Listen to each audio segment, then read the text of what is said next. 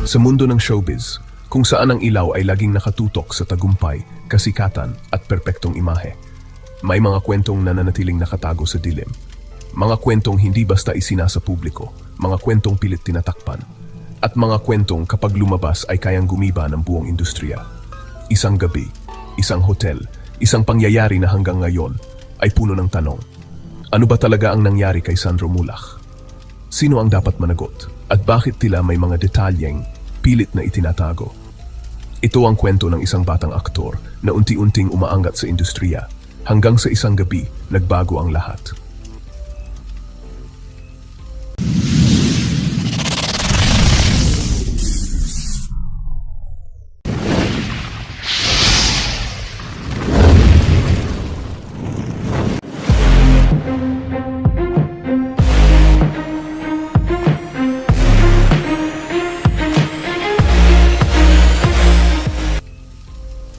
Sa GMA Gala, sa ilalim ng nagniningning na ilaw at karangyaan, nagtipo ng pinakamalalaking pangalan sa industriya ng showbiz. Ang bawat hakbang sa pulang karpet ay puno ng pag-asa, kasiyahan at lihim na tensyon.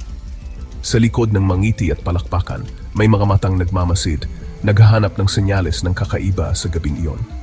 Ngunit sa gitna ng kasiyahan, isang anino ang gumapang, nagtatago ng mga sikreto na malapit ng gumulantang sa mundo ng showbiz. Ang kanyang presensya ay halos hindi napansin, ngunit ang kanyang mga hakbang ay nag-iwan ng malamig na hangin sa paligid. Nagsimula ang mga bulong ng gabing iyon, isang kuwento ng takot at kaba sa likod ng entablado ng libangan. Ang mga staff at artista ay nagtanong-tanong, nagtataka kung ano ang tunay na nangyayari sa likod ng mga kurtina. Si Sandro Mulak, isang sumisikat na bituin na minahal ng marami, ay biglang napunta sa gitna ng isang eskandalo na yumanig sa industriya. Ang kanyang pangalan ay naging laman ng bawat usapan, headline at sismis. Ang gabi na para sana sa pagdiriwang at pagkilala ay naging tagpuan ng isang krimen na magpapahirap sa biktima at kukuha ng atensyon ng publiko. Ang saya ay napalitan ng takot at pagkalito habang ang mga bisita ay nagtanong kung sino ang susunod na maapektuhan. Ano ang nangyari pagkatapos ng huling tagay? Sa paglipas ng oras, unti-unting lumalabas ang mga detalye, mga kwento ng pagtataksil, lihim na alyansa at mga motibong hindi inaasahan.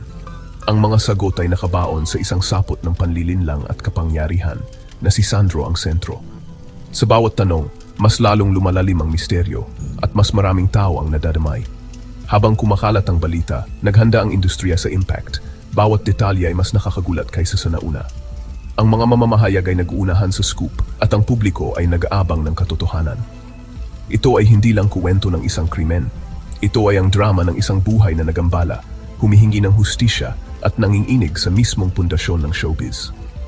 Sa likod ng mga camera at spotlight, may mga pusong sugatan at mga pangarap na maaring tuluyang maglaho. Pero bago ang lahat, narito ang detalyadong pangyayari sa isa sa pinaka-kontrobersyal na pangyayari sa entertainment industry. Ating tatalakayin ang bawat anggulo, punto per punto. Sino nga ba si Sandro Mulak? Sa paghahanap ng kasagutan, silipin natin ang buhay ni Sandro. Ipinanganak sa tanyag na pamilya Mulak, hindi na bago kay Sandro ang kasikatan. Sa murang edad pa lamang, nasanay na siya sa mga kamera at ilaw ng showbiz, na tila babahagi na ng kanyang araw-araw na buhay ang atensyon ng publiko. Lumaki siyang napapaligiran ng mga kwento ng tagumpay at pagsubok ng kanilang pamilya, kaya't natural na rin sa kanya ang pagiging komportable sa harap ng maraming tao. Ang kanyang ama, si Nino Mulak, ay isang veterano sa showbiz at minana ni Sandro ang pangalan at ang talento. Ngunit higit pa sa pangalan, tinuruan siya ng kanyang ama ng disiplina, sipag at pagmamahal sa sining ng pag-arte. Sa bawat proyekto, dala niya ang aral at inspirasyon mula sa kanyang ama na nagsilbing gabay sa kanyang sariling paglalakbay. Ang buong pangalan ni Sandro ay Alessandro Martino M. Mulak. Ipinanganak siya noong June 14, 2001 at ngayong taon ay 24 years old na. Bilang isang Gemini, siya ay madalas ilarawan bilang adaptable, mausisa at palakaibigan. Ayon naman sa Chinese zodiac, siya ay isinilang sa Year of the Snake na sinasabing sumisimbolo sa katalinuhan, matalas na intuwisyon at kalmadong disposisyon. Mga katangiang, ayon sa ilan, ay makikita rin sa kanyang personalidad, sa harap man o likod ng kamera. Sa taas na 5'10", kapansin-pansin ang kanyang presensya, isang katangiang lalong nagbibigay ng dating sa kanyang pagganap bilang artista. Si Sandro ang panganay na anak ng dating child wonder na si Nino Muhlach at ng kanyang dating asawa na si Edith Milare. Sa mga personal na pahayag, tinutukoy ni Sandro ang kanyang ina bilang kanyang forever brunch and travel partner in crime, isang indikasyon ng kanilang malapit na ugnayan. Mayroon din siyang half-brother na si Alonzo Muhlach mula sa panig ng kanyang ama at stepmother na si Diane Tupaz. Sa kanyang angkan, hindi maikakaila ang malalim na ugat sa showbiz. Sa pamamagitan ng kanyang ama, siya ay kamag-anak ng A-list actor na si Aga Muhlach, pati na rin ng asawa nitong si Charlene Gonzalez at kanilang kambal na anak na sina Atasha Muhlach at Andres Muhlach. Siya din ay pamangkin ng kilalang personalidad na si Arlene Muhlach. Hindi rin mawawala sa listahan ang yumaong si Amalia Fuentes, isang alamat sa industriya na tinaguri ang Queen of Philippine Movies noong dekada 60 at 70. Ang kanyang lolo naman ay si Alex Muhlach, kapatid ni Amalia at ama ni Nino. Sa ganitong klaseng pamana, tila nakatadana na ang kanyang landas, isang bagong henerasyon ng Muhlach sa industriya. Mula pagkabata, umunlad si Sandro sa limelight, ngunit higit pa siya sa isang aktor. Siya ay isang Guinness World Record holder para sa backward basketball shots at isang walang takot na adventurer. Hindi lang siya kilala sa kanyang talento sa pag-arte, kundi pati na rin sa kanyang kakaibang mga hilig at tapang na sumubok ng mga bagong bagay. Ang kanyang tagumpay sa sports ay patunay ng kanyang dedikasyon at determinasyon na lampasan ang mga limitasyon. Noong kanyang 19th birthday noong June 4, 2020, kasabay ng kanyang pagtatapos sa senior high school, nakatanggap si Sandro ng isang brand new SUV mula sa kanyang ama, isang Geely Cool Ray Sport. Sa presyong umaabot noon mula halos 1 milyon hanggang higit 1,200,000 piso, ito ay hindi lamang regalo, kundi simbolo ng tiwala, pagmamalaki at tagumpay. Samantala, si Sandro ay kumuha ng kursong advertising sa University of Santo Tomas, partikular sa College of Fine Arts and Design. Ngunit hindi lamang sa akademya umiikot ang kanyang mundo. Isa rin siyang sports enthusiast, lalo na sa scuba diving, isang hilig na ibinahagi niya sa kanyang ama. Sa edad na 14 years old, nakakuha na siya ng diving license. Bukod dito, mahilig din siyang maglaro ng basketball na isang patunay ng kanyang aktibong lifestyle. At hindi lang doon nagtatapos ang kanyang talento dahil marunong din siyang kumanta at tumugtog ng gitara. Isang patunay na si Sandro ay isang artistang hindi lamang umaarte, kundi may iba pang anyo ng sining na kaya niyang ipakita. Sa murang edad na 13 years old, nagsimula na siyang ma-expose sa mundo ng performance arts sa teatro. Dito, unti-unting nahubog ang kanyang kakayahan, hanggang sa tuluyan siyang makapasok sa telebisyon nang sumali siya sa Bida Man, na isang segment ng It's Showtime sa ABS-CBN. Ngunit ang tunay na pag-angat ng kanyang showbiz career ay dumating noong 2021 nang siya ay opisyal na ilunsad bilang kapuso artist sa ilalim ng Sparkle GMA Artist Center ng GMA Network. Sa ilalim ng pamamahala ni Kenneth Villegas, nagsimula ang mas seryosong yugto ng kanyang karera. Isa sa kanyang unang proyekto ay ang pagganap bilang Archie sa Agimat ng Agila, kasama ang veteranong aktor na si Bong Revilla. Mula noon, naging sunod-sunod na ang kanyang mga proyekto. Lumabas siya sa Regal Studio Presents, That Thin Line Between bilang si Ansel. Nagkaroon din siya ng papel sa Pepito Manaloto, ang unang kuwento. Sunod ay gumanap naman siya bilang batang Charlie Chua sa Manopo Legacy, The Flower Sisters. Maliban sa mga ito, naging bahagi rin si Sandro ng programang Shining Inheritance noong 2024. Bukod sa pag-arte, pumasok din siya sa mundo ng commercial modeling kung saan lumahok siya sa mga kampanya ng mga kilalang brand gaya ng Banco de Oro. Sa kabila ng kanyang mga tagumpay, nanatiling mapagpakumbaba si Sandro. Pinahahalagahan ang pamilya at pagkakaibigan higit sa lahat. Madalas siyang makita na kasama ang kanyang mga mahal sa buhay, nagpapasalamat sa suporta at pagmamahal na natatanggap niya mula sa kanila. Para kay Sandro, ang tunay na yaman ay hindi nasusukat sa kasikatan kundi sa tibay na ugnayan sa pamilya at mga kaibigan.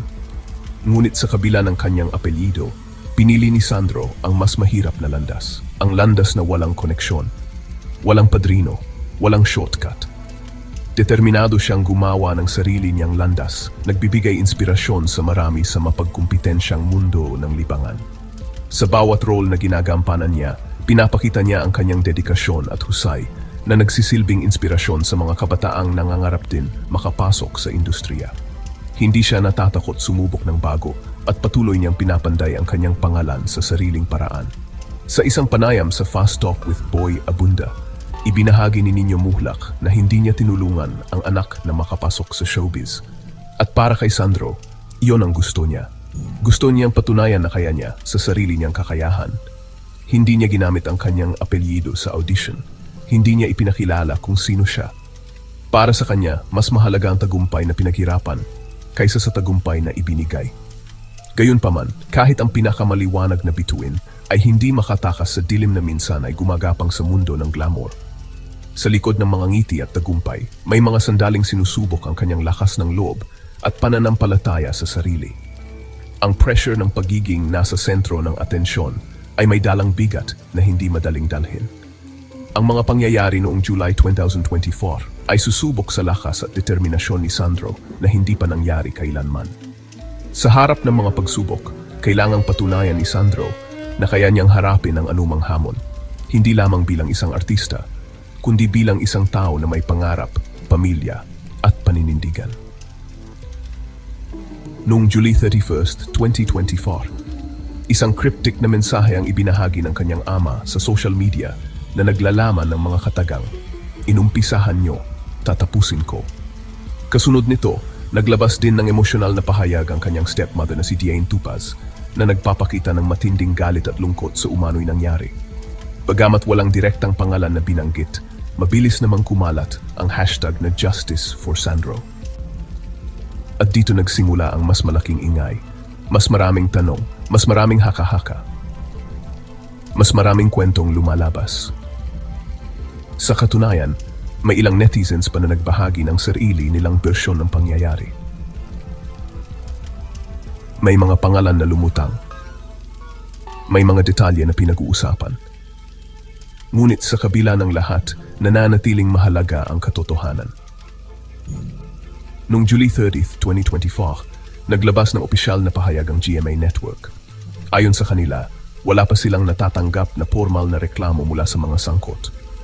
Ngunit kung sakaling may maisampa, handa silang magsagawa ng masusi at patas na investigasyon at tiniyak nila sa publiko na seryoso nilang tinatrato ang ganitong mga usapin.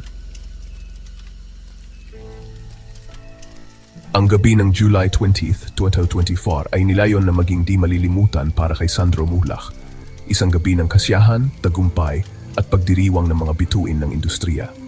Sa bawat kislap ng ilaw at bawat halakak, ramdam ang saya at pag-asa sa hangin. Ngunit hindi sa paraang inaasahan ng sinuman ang magiging takbo ng mga pangyayari. Sa gitna ng engrandeng selebrasyon, may mga matang nagmamasid, mga lihim na nagkukubli sa likod ng mga ngiti. Ang GMA Gala, isang pagtitipon ng mga piling tao sa industriya, ay puno ng kagalakan at pangako. Dito nagtagpo ang mga kilalang personalidad. Bawat isa ay may sariling kwento at pangarap. Nakikisalamuha si Sandro sa mga kaibigan, walang kamalay-malay sa masamang plano na nagluto sa ilalim ng ibabaw. Sa bawat tawanan at kwentuhan, hindi niya alam na may paparating na unos na magpapabago sa kanyang buhay. Kinabukasan, ang mga bulong ng isang insidente ay pumalit sa tawanan gabi ng tensyon at pagkabalisa. Ang dating masiglang usapan ay napalitan ng mga tanong at pag-aalala. Si Sandro, ngayon ay biktima ng isang di masabi na paglabag, ay itinulak sa spotlight para sa lahat ng maling dahilan. Ang kanyang pangalan ay naging sentro ng kontrobersya at ang kanyang katahimikan ay napalitan ng ingay ng mga haka-haka. Ang publiko ay nagkagulo para sa mga detalye, ngunit ang katotohanan ay isang komplikadong sapot ng emosyon at legalidad. Sa bawat tanong ng media, lalong lumalalim ang misteryo at pagkalito. Sumunod ang mga headline at panayam, bawat isa ay naghahanap ng katotohanan sa likod ng kaguluhan. Ang bawat ulat ay nagdagdag ng bigat sa balikat ni Sandro, habang ang mundo ay nagmamasid at naghuhusga. Nagsisimula pa lang ang paglalakbay ni Sandro para sa hustisya, isang landas na puno ng mga hamon na susubok sa kanyang espiritu. Sa harap ng mga pagsubok, kailangan niyang hanapin ang lakas at tapang upang harapin ang katotohanan, kahit pa ito ay masakit at puno ng panganib.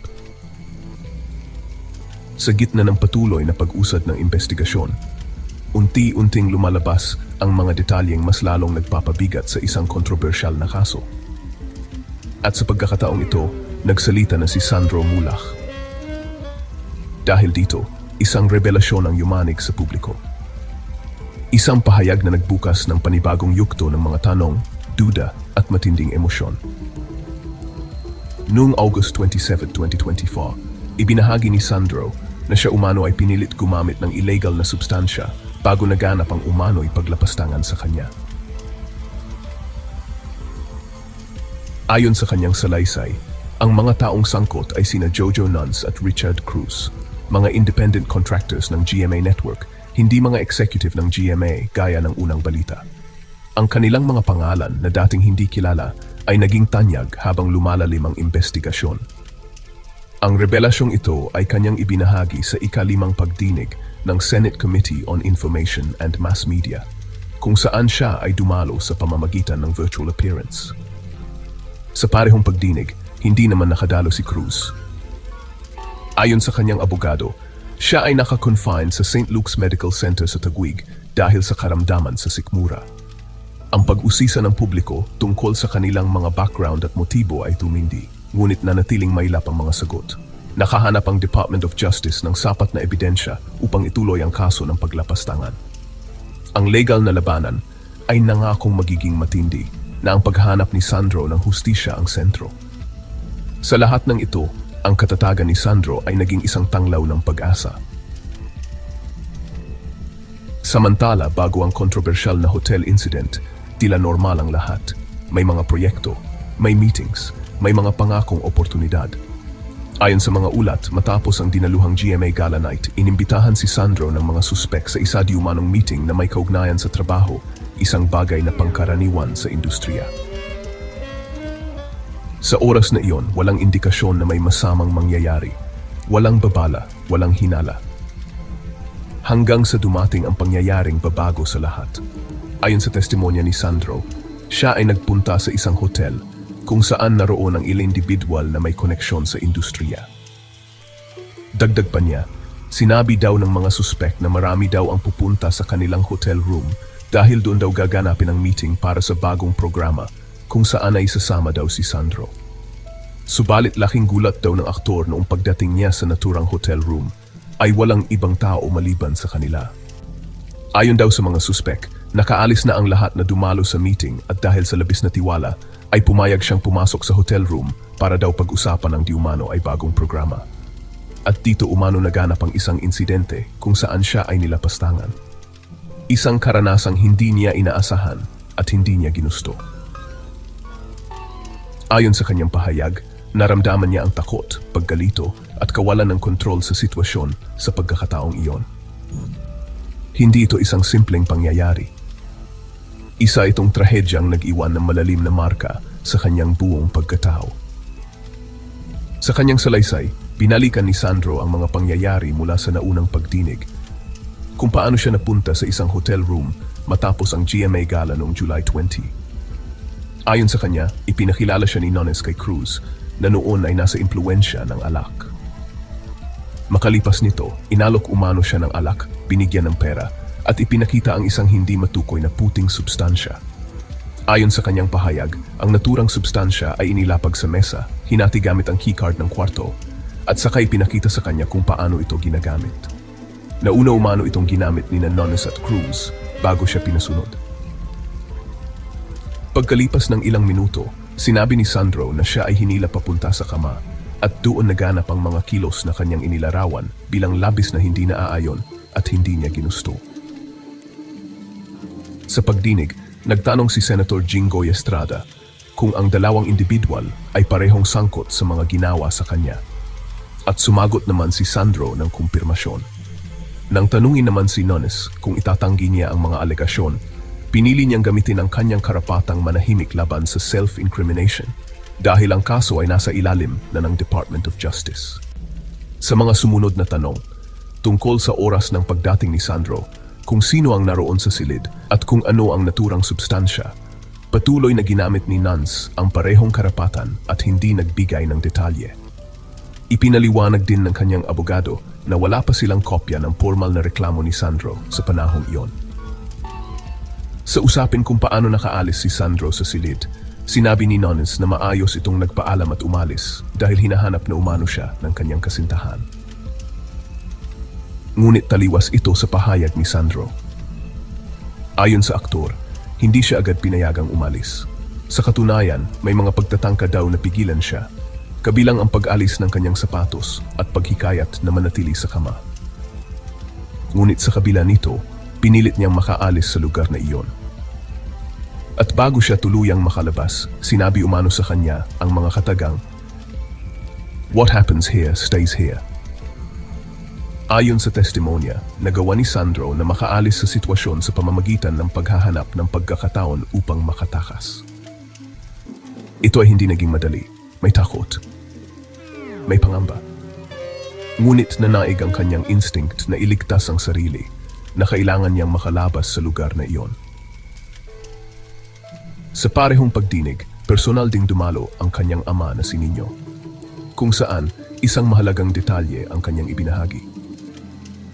Ayon sa kanya, bago pa man ang Senate probe, nagkaroon ng pagkakataon na makausap nila sina Nons at Cruz sa isang meeting na inorganisa ni Annette Gozon Valdez. Sa naturang pag-uusap, sinabi umano ng dalawa na sila ay humihingi ng paumanhin dahil ang akala nila ang nangyari ay may pahintulot o consensual. Ngunit ayon kay Nino, hindi niya maintindihan kung bakit tila nagbago ang kanilang pahayag sa mga sumunod na pagkakataon. Sa panig naman ni Nons, ipinaliwanag niya na ang kanilang paghingi ng paumanhin ay hindi nangangahulugang pag-amin ng anumang pagkakamali. Ayon pa sa kanya, sila ay naging emosyonal at napaiyak dahil sa bigat ng mga paratang at dahil sinusubukan nilang ipaliwanag na wala silang ginawang masama. Nagsimula ang paglabas ng mga ulat noong huling bahagi ng July, kung saan may isang batang aktor umano ang nasangkot sa isang insidente matapos ang GMA Gala noong July 20. Noong August 1, kinumpirma ng GMA Network na nakatanggap sila ng formal na reklamo mula kay Sandro laban kina Nons at Cruz. Ipinahayag ng network na pananatilihin muna nilang pribado ang mga detalye ng investigasyon bilang paggalang sa kahilingan ni Sandro. Kasabay nito, sinimula na rin ang kanilang sariling investigasyon. Noong August 2, nagsampa si Sandro ng reklamo sa National Bureau of Investigation, kaugnay ng umano'y paglapastangan. At pagsapit ng August 19, naghain siya ng mas mabigat na reklamo sa Department of Justice laban kina Nons at Cruz.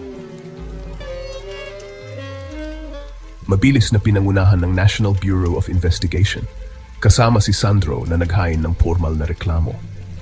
Ang kanyang detalyadong testimonya ay naging sentro ng kaso, gumagabay sa mga investigador sa mga pangyayari ng gabing iyon. Maingat na pinagsama-sama ng NBI at DOJ ang ebidensya, determinado na manaig ang katotohanan kaysa sa espekulasyon. Kinumpirma ng mga saksi mula sa gala ang kuwento ni Sandro, nagpinta ng larawan ng isang pagdiriwang na naging bangungot.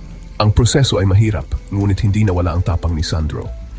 Ang investigasyon ay isang paglalakbay, isa na malapit na humantong sa korte. Ang hustisya, bagaman mabagal, ay abot kamay na ngayon. Ang korte ay naging isang larangan ng labanan habang lumalabas ang kaso laban kina Nons at Cruz. Ang pangunahing kaso ng paglapastagan ay nanatili, habang ang mas mababang kaso ay ibinasura. Ang testimonya ni Sandro ay malakas, nagbibigay inspirasyon sa marami sa kanyang determinasyon. Ang mga argumento ng depensa ay sinuri, ngunit ang pagtanggi ng korte sa kanilang mosyon na ibasura ay nagmarka ng tagumpay para kay Sandro. Bawat pagdinig ay nagdagdag ng bagong layer sa kuwento na kinukuha ang atensyon ng publiko. Ang legal na labanan ay higit pa sa isang serye ng mga pagdinig. Ito ay isang laban para sa pananagutan. Ang determinasyon ni Sandro ay nanatiling hindi natitinag habang nagpapatuloy ang paglilitis. Ang kabanatang ito ang magtatakda sa kanyang paghahanap ng hustisya. Sa pagkatapos ng insidente, suminag ang katagan ni Sandro. Sa kabila ng mga personal at profesional na hamon, nanatili siyang matatag sa kanyang paghahanap ng hustisya. Ang kanyang mga paglabas sa publiko ay nagpakita ng determinasyon at pag-asa, nagbibigay inspirasyon sa marami. Ginamit ni Sandro ang kanyang platform upang ipagtanggol ang hustisya at kamalayan, ginagawang panawagan ang kanyang pagsubok. Patuloy niyang hinahabol ang kanyang mga hilig. Ayaw niyang hayaang tukuyin siya ng insidente. Ang paglalakbay ni Sandro ay naging isa ng paggaling at paglago, nakatuon sa mas malaking larawan. Ang kanyang kuwento ay nagpapaalala sa lahat na ang pag-asa at hustisya ay maaring manaig kahit sa pinakamadilim na panahon. Ang kaso ay nagdulot ng pampublikong debate tungkol sa dynamics ng kapangyarihan sa industriya ng libangan. Ang pagbasura sa mas mababang kaso ay nagtaas ng mga tanong, ngunit nanatiling malakas ang pangunahing kaso. Ang tapang ni Sandro na magsalita ay naging batayan para sa mga pag-uusap tungkol sa hustisya at pananagutan. Malawak at madalas na may kinikilingan ang saklaw ng media, ngunit ang boses ni Sandro ay tumagos sa ingay. Binigyang diin ng kaso ang pangangailangan para sa transparency at pagbabago ng sistema. Ang paglalakbay ni Sandro ay nagbigay inspirasyon sa iba na hamunin ang status quo. Sa kasalukuyan, patuloy ang laban ni Sandro Muhlach para sa hustisya. Nagpapatuloy ang mga legal na proseso, ngunit hindi natitinag ang kanyang determinasyon. Sa ngayon, si Sandro ay patuloy na humaharap sa epekto ng insidenteng iyon. Hindi lamang ito usaping legal, kundi emosyonal at personal.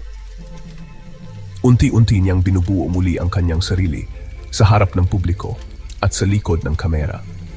Nanatili siyang aktibo sa kanyang karera, ginagamit ang kanyang platform upang ipagtanggol ang pagbabago. Ang paglalakbay ni Sandro ay isa ng paggaling, pagpapalakas at inspirasyon para sa iba na naharap sa kahirapan. Ang kanyang kaso ay nagdulot ng mga pag-uusap tungkol sa pananagutan sa industriya. Si Sandro ay nakatuon sa isang mas maliwanag, mas patas na hinaharap para sa lahat. Ang kanyang kuwento ay isang patunay sa walang hanggang kapangyarihan ng katotohanan at katatagan. Sa puntong ito ng kwento, nanatiling bukas ang kaso. Maraming detalye ang sinusuri, at maraming tanong ang naghihintay ng kasagutan. Sa dulo ng kwentong ito, maraming tanong ang nananatiling walang sagot. Ano ang buong katotohanan? May hustisya bang makakamit? Sino ang tunay na may pananagutan? At ano pa ang mga detalyeng hindi pa naialantad? Sa likod ng bawat pahayag, may mas malalim na kwento. At sa bawat katahimikan, may katotohanang pilit na sumisilip. Sa mundo ng showbiz, hindi lahat ng nakikita ay totoo. At minsan, ang pinakamadilim na kwento ay nangyayari sa likod ng mga ilaw na pinakamaliwanag. Isang gabi, sapat para sirain ang lahat. Hindi lahat ng ngiti sa kamera totoo. May lihim ang showbiz na ayaw nilang malaman mo.